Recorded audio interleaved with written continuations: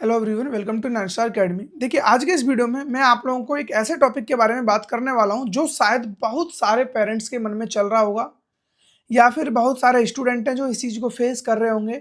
Problem ये है कि सर एक ही टाइम पर आपकी जैक डेली काउंसलिंग भी चल रही है, जोसा भी चल रही है और आपका आईपीयू काउंसलिंग भी चल रही है, देन यूपी टेक वगैरह भी। चलो उनको साइड में रख देते हैं। जो मेजर काउंसलिंग्स हैं जिनमें ज़्यादातर बच्चे पार्टिसिपेट करते हैं, वो 3 काउंसलिंग अगर मैं पकड़ के चलता हूँ, जिसमें आपका जैक, आईपीयू, जोसा।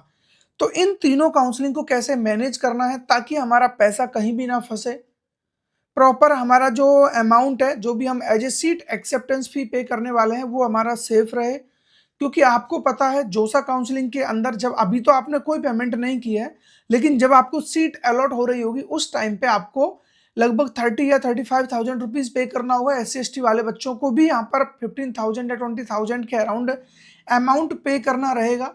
तो वो अमाउंट आपका सेफ रहे।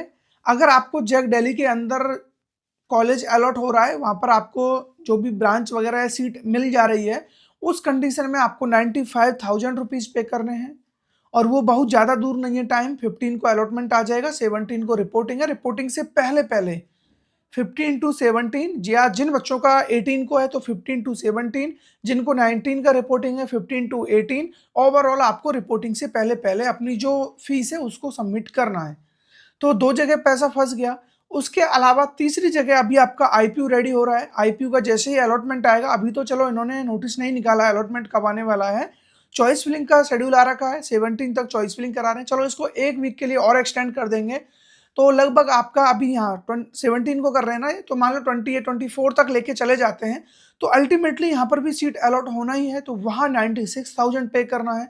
तो लगभग 2,20,30,000 रुपये तो आपके ऐसे ही खर्च हो जा रहे हैं। तो इन सब से बचने के लिए या फिर इन सबको मैनेज करने के लिए एग्जैक्टली किस सीक्वेंस में चलना चाहिए वो मैं आपको बता देता हूँ। देखिए, सबसे पहले आपका आज शायद 13 है, हाँ, तो आज जोसा काउंसलिंग का अलॉटमेंट आ जाएगा। तो इसमें जो भी आपको सीट मिले, जल्दीबाजी नहीं करनी है सीट को बुक करने की। पहले आपको वेट करना है, क्योंकि आपके पास लगभग 25 जून तक का टाइम है। अच्छा खासा टाइम है पेमेंट करने के लिए, ऑनलाइन रिपोर्टिंग के लिए। तो अभी थोड़ा सा होल्ड करना है, वेट करना है 15 जून का।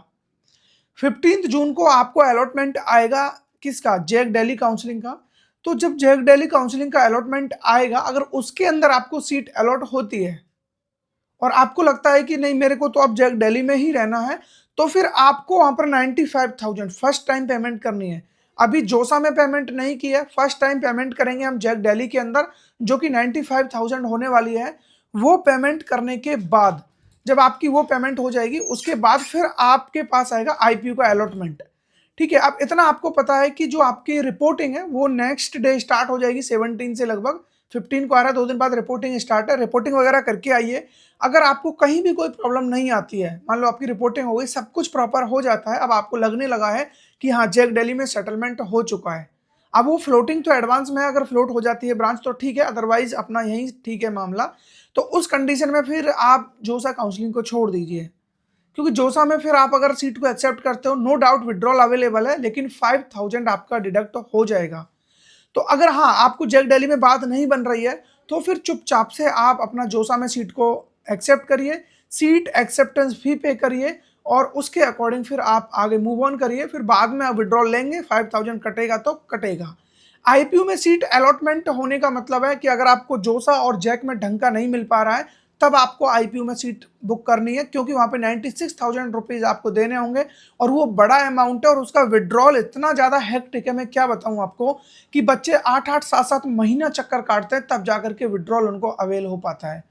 तो उस सिचुएशन में आप ना पड़े, तो थोड़ा सा चीज़ों को मैनेज करके चलना। और इसके साथ अगर 1-2 काउंसलिंग आप और ऐड कर देते हो, यूपी टेक वगैरह, तो प्रॉब्लम और बड़ी हो जाएगी। तो इसलिए प्रॉपर मैनेज करके चलना, कोशिश करना एक अच्छे काउंसलर से ही आप अपनी काउंसलिंग कराएं, खुद से पंगा मत लेना। हाँ, नॉलेज के लिए ढेर सारे वीडियोस देखिए, कोई प्रॉब्लम नहीं है, अपनी नॉलेज को बहुत पुख्ता कर लीजिए, ताकि सामने वाला क्या डिलीवर कर रहा है ये समझ में आ सके। अगर आपको हमारा काउंसलिंग प्रोग्राम पसंद आता है, जिसका लिंक डिस्क्रिप्शन में है, वो भी एक बार चेकआउट कर लेना। लगता है कि ये आपके लिए वर्थ इट है, तो आप एनरोल कर सकते हो। विद इन 4 आवर आपको कॉल आ जाएगा।